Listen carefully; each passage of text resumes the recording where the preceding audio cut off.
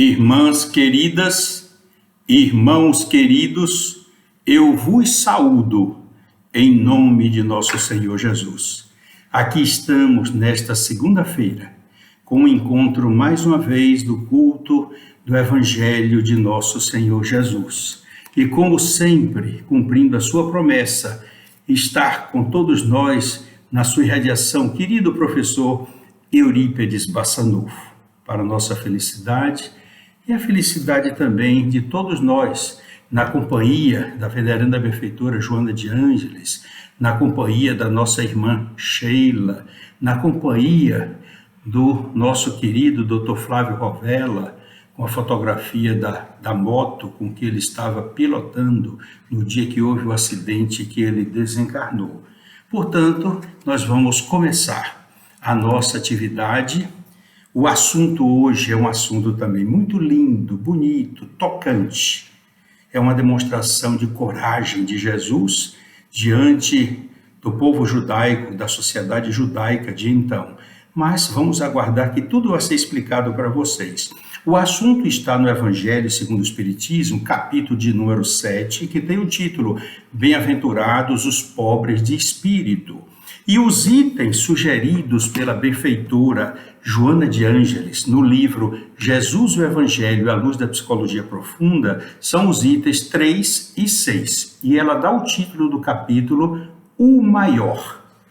Mas, como nós já falamos, nós vamos enveredar por outros itens do capítulo, para que se torne o nosso estudo bem amplo, trazendo para vocês muitas sementes de luz para serem lançadas nos seus corações, como é nosso desejo, sob as bênçãos de Jesus. Portanto, vamos iniciar o nosso trabalho. Aqui está, primeiro, capítulo 7, item 3. Capítulo 7, Bem-aventurados os pobres de espírito.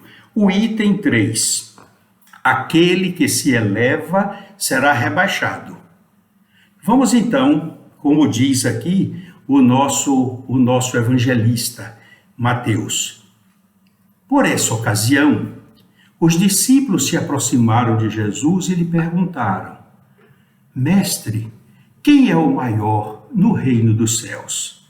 Jesus, chamando a si um menino, colocou ele no meio deles e respondeu: Digo-vos em verdade, que se não vos converterdes e tornardes quais crianças, não entrareis no reino dos céus. Aquele, portanto, que se humilhar e se tornar pequeno como esta criança, Jesus estava apontando para a criança, esta criança será o maior no reino dos céus. E aquele que recebe em meu nome a uma criança, tal como acabo de dizer, é a mim mesmo que recebe.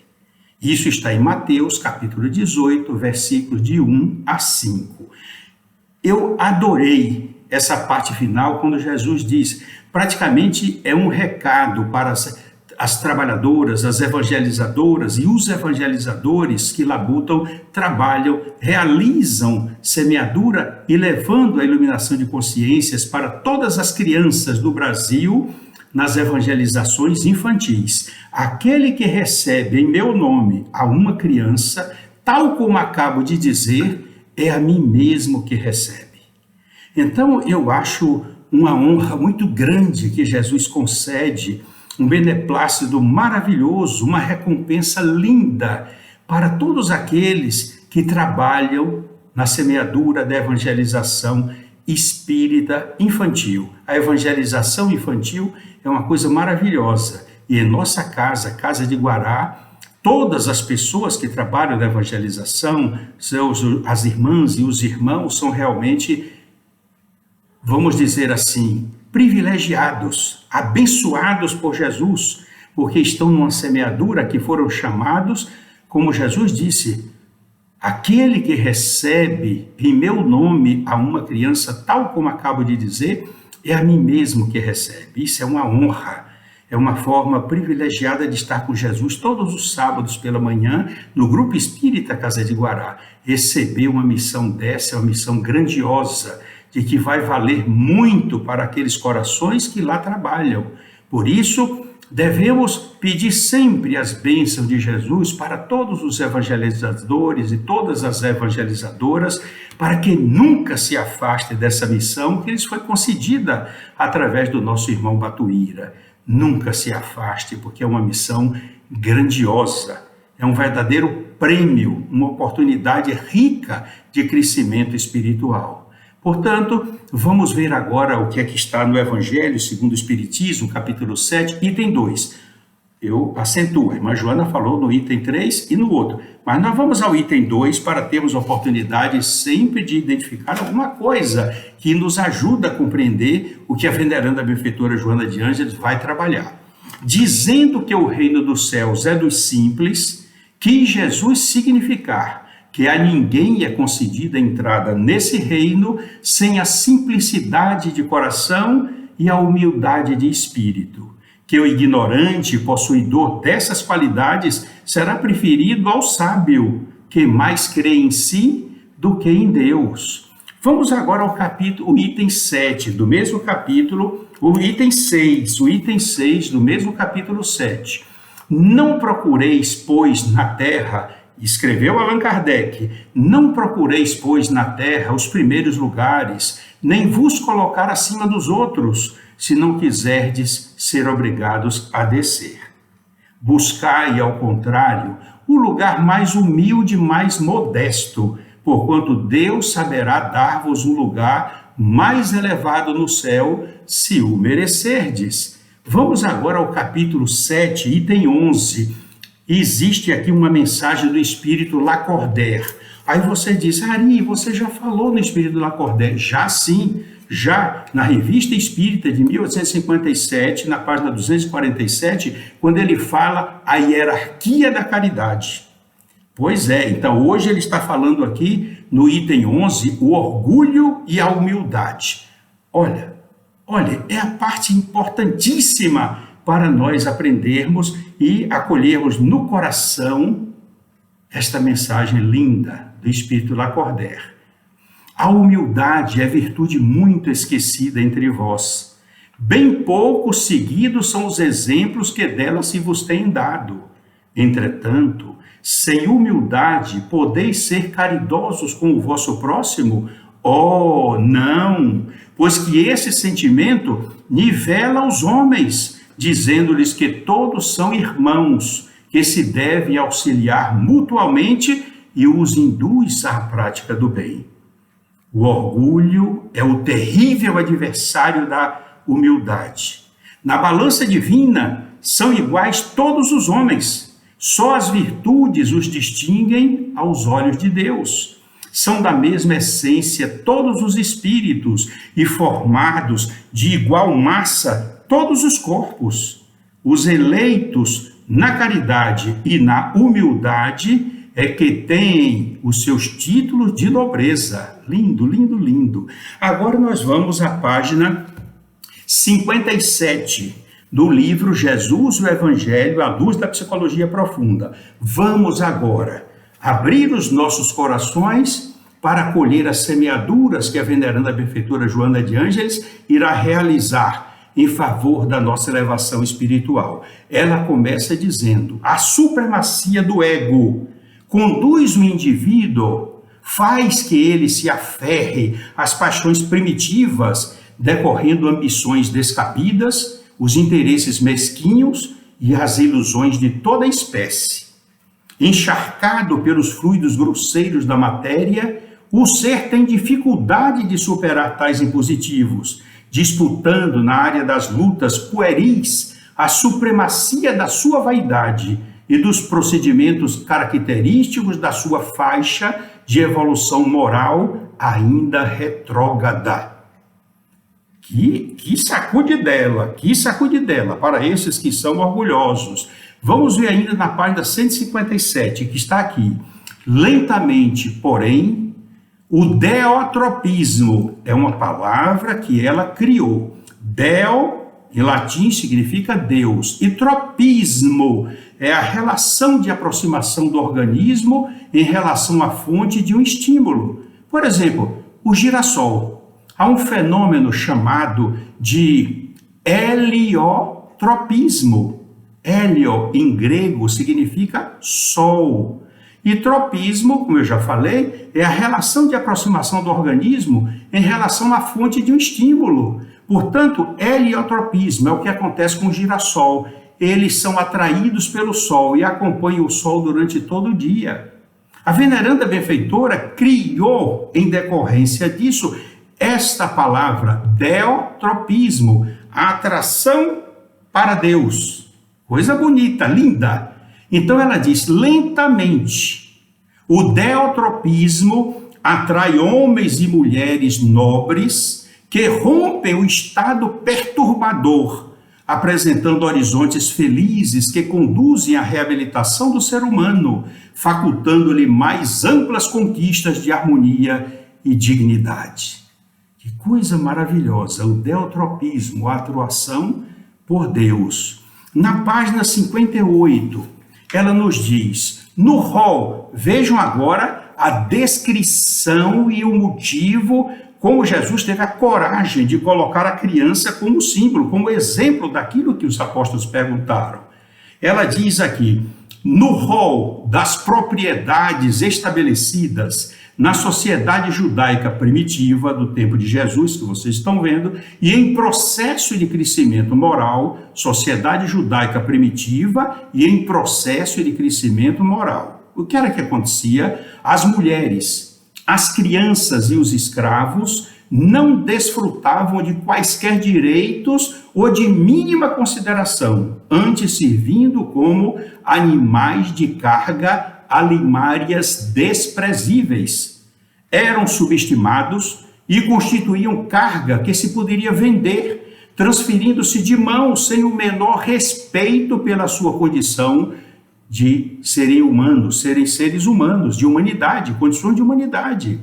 Jesus, o homem nazareno, se deparou com essa terrível situação espiritual e cultural, enfrentando a hediondez e o crime, que são alguns dos disfarces da ignorância quando predomina em a natureza humana.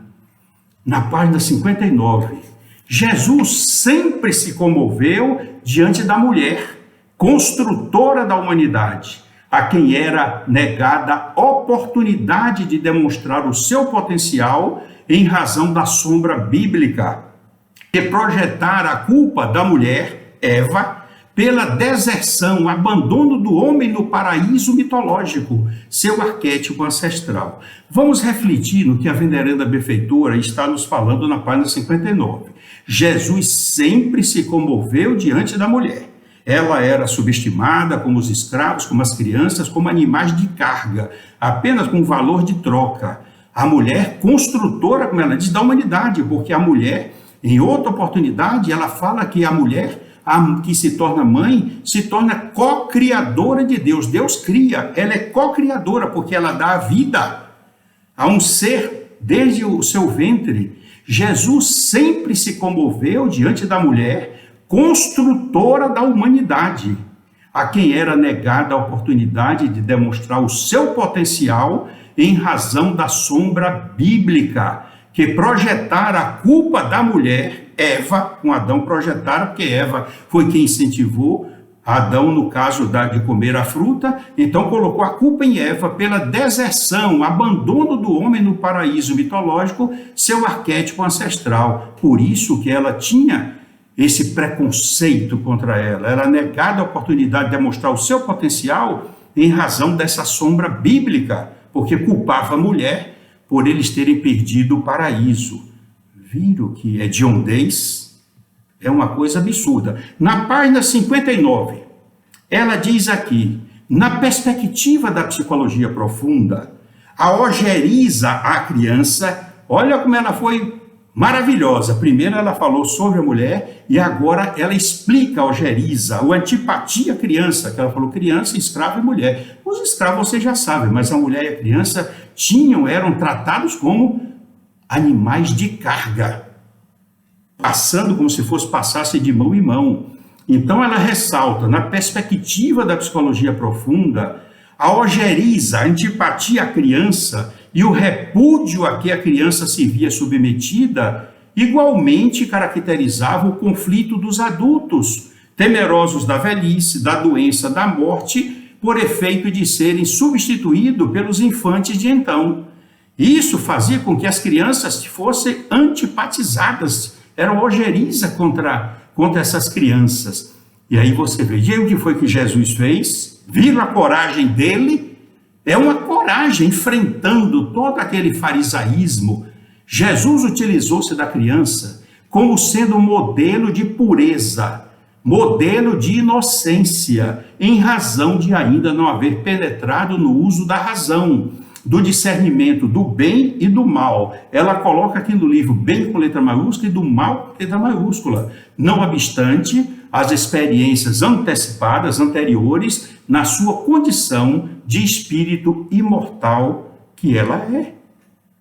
Os discípulos de Jesus, apesar de estarem emergindo da sombra em que se refugiavam, eu já falei várias vezes da sombra, que ela mesma diz, é o lado obscuro da nossa personalidade, o acúmulo das nossas reencarnações anteriores que estão arquivadas no inconsciente profundo. Então, os discípulos de Jesus, apesar de estarem emergindo da sombra em que se refugiavam, ainda se debatiam em conflitos, exaltando os caprichos do ego, enquanto Jesus era o exemplo de fraternidade ampla e incondicional. Era o amor em todas as dimensões. É claro que a sombra ainda nos persegue hoje. E todo o evangelho de Jesus, como nos diz a veneranda benfeitora Joana de Ângeles em outra oportunidade nesse capítulo, todo o evangelho, o objetivo é iluminar essa sombra, iluminar, trazendo luz para ela, para que nós possamos progredir com mais conscientização. Na página 60, ela diz, ao primeiro ensejo, a primeira oportunidade, sombreados pela ilusão, os apóstolos disputavam privilégio, anelavam por prioridades, destaques, honrarias. Não haveria outra motivação para estarem ao seu lado se não usufruíssem do seu prestígio, da sua notoriedade, convertendo essas conquistas em resultados de imediato consumo e prazer. Mas havia dificuldades na administração desses apóstolos. Vocês já sabem, lendo o Evangelho, observa as dificuldades. Nesse mesmo capítulo do Evangelho, nós temos aí o pedido de Tiago da mãe de Tiago e João, pedindo para que no reino dos céus, um sentasse à direita de Jesus e o outro à esquerda. E vocês sabem o que foi que aconteceu. Então, elas e os outros espíritos se revoltaram, os 10 se revoltaram, porque a mãe estava interferindo, claro, que a pedido e consentimento deles, para privilégios no reino dos céus, os outros se aborreceram. E eu fico imaginando, mas como é possível conviver com Jesus, todo o amor, toda a ternura, toda a paz, toda a harmonia, irradiando esses sentimentos maravilhosos, envolvendo todos eles, e eles comungando com Jesus, não conheciam direito, como diz a professora Amélia Rodrigues, convivendo com eles, não conheciam, ainda nessas disputas mesquinhas para saber quem era o maior, quem era o mais amado por Jesus, criando competições internas do colegiado apostólico. Vejam a dificuldade que Jesus teve. Então, vem na página 60. Qual dentre eles seria o maior? Discutiram animosos em ocasião quando retornavam de uma viagem, na qual haviam sido incumbidos de realizar algumas tarefas.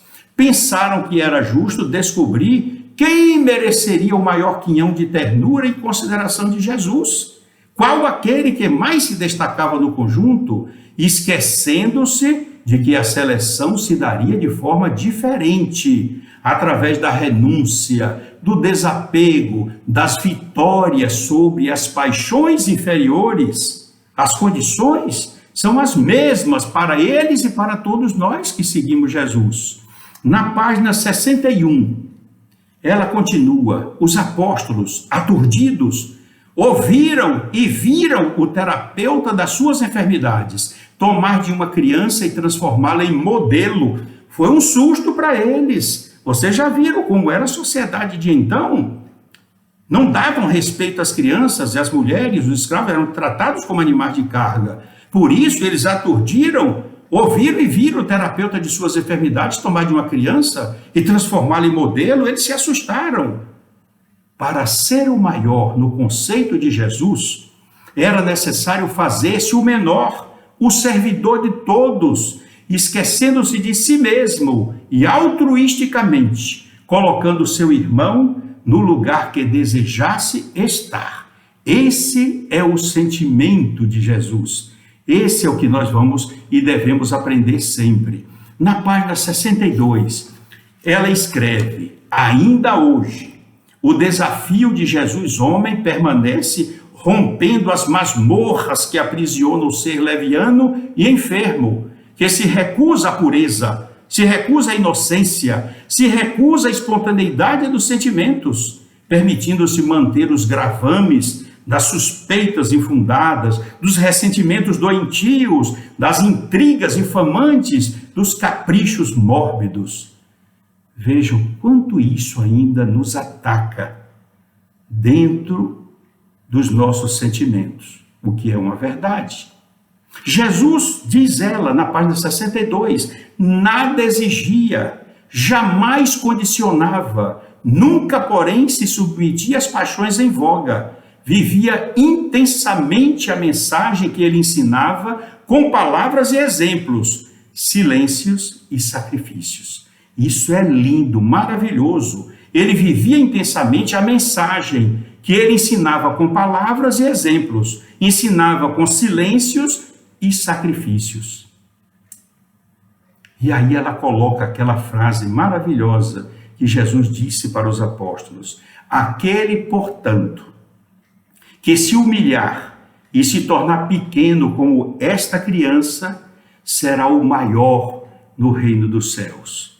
Jesus estabelecera como condição essencial para se chegar ao reino dos céus.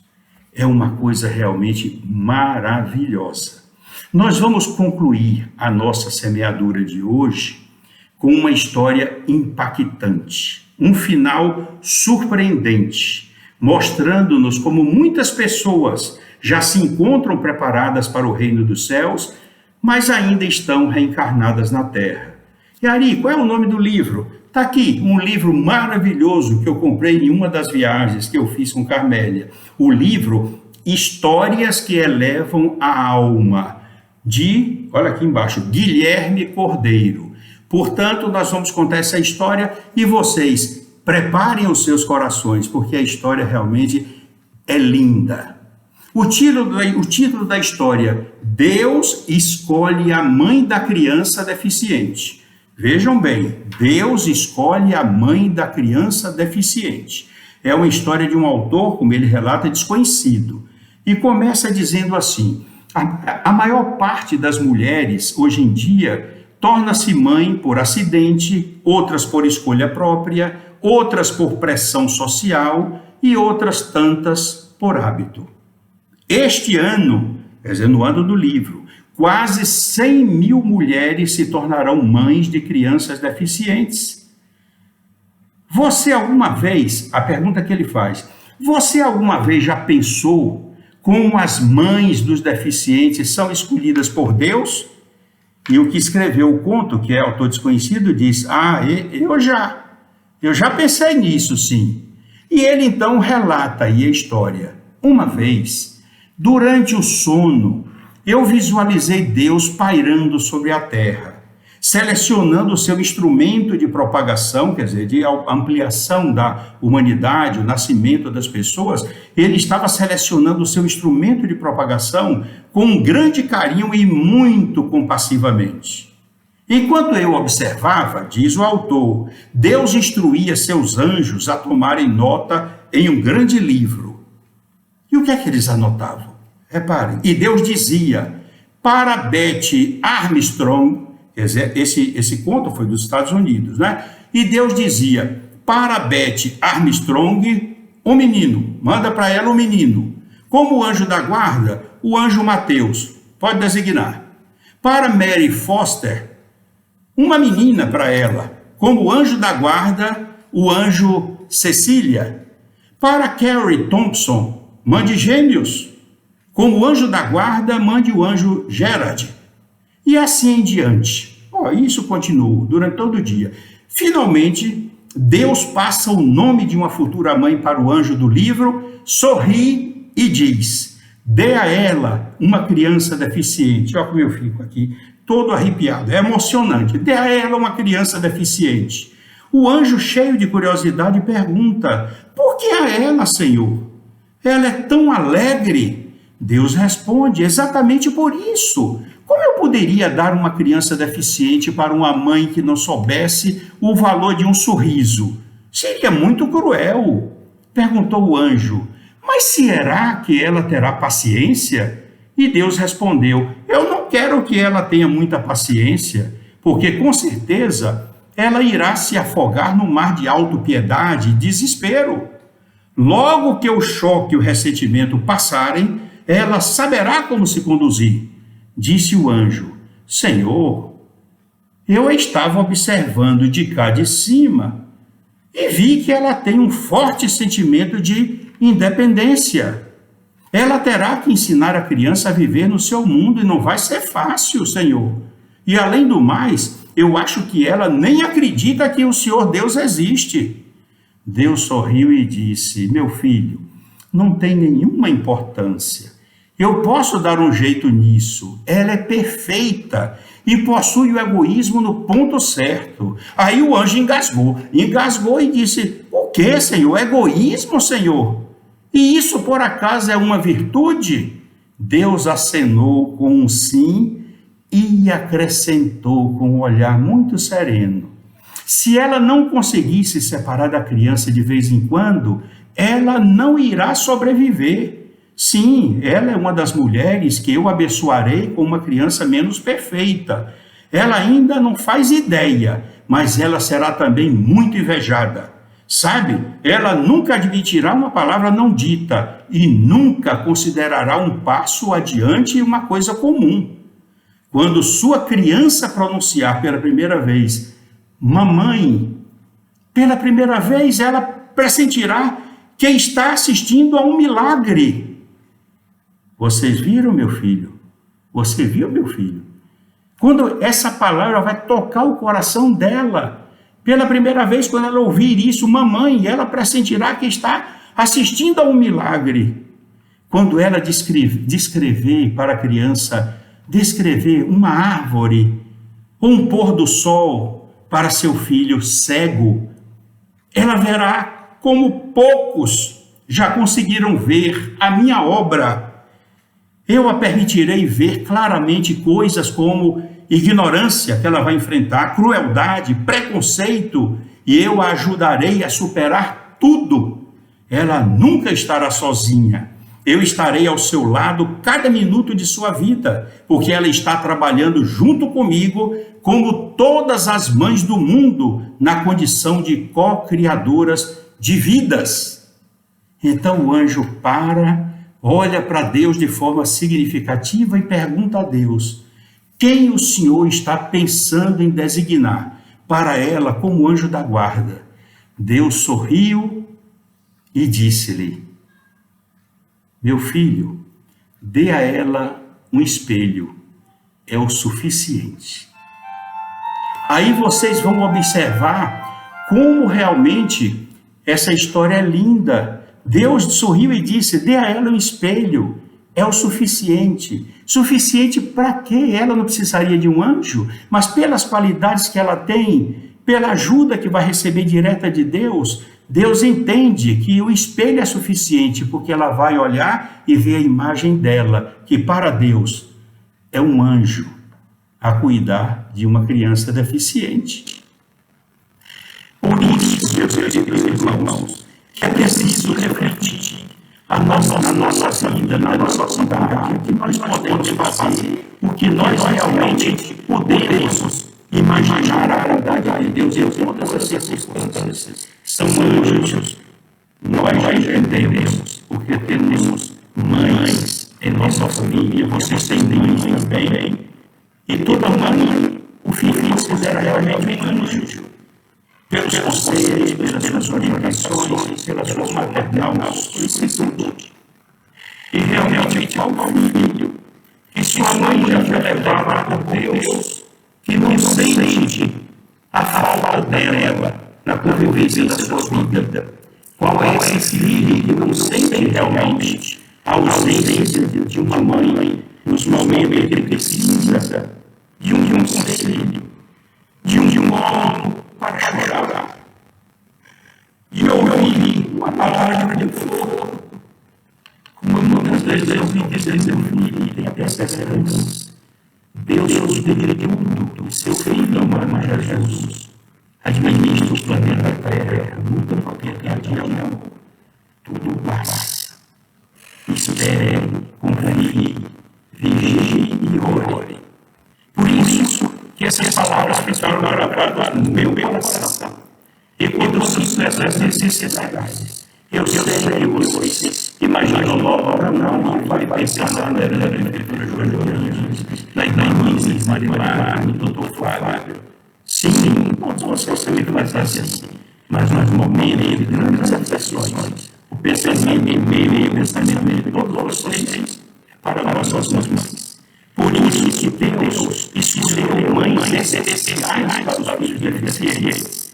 E no lugar de colocar um anjo, como coloca junto todas as outras mães para ajudar na maternidade e na criação daquele filho que entrega para a educação e no desenvolvimento espiritual ao entrega ao Pai dele. Mas as mães são proprietárias de Deus. E a mãe do filho deficiente, Deus manda em encaixar sublime. Tem a ela no espelho. Ela vai se olhar e ao ver ela está identificando o anjo de Gabriel.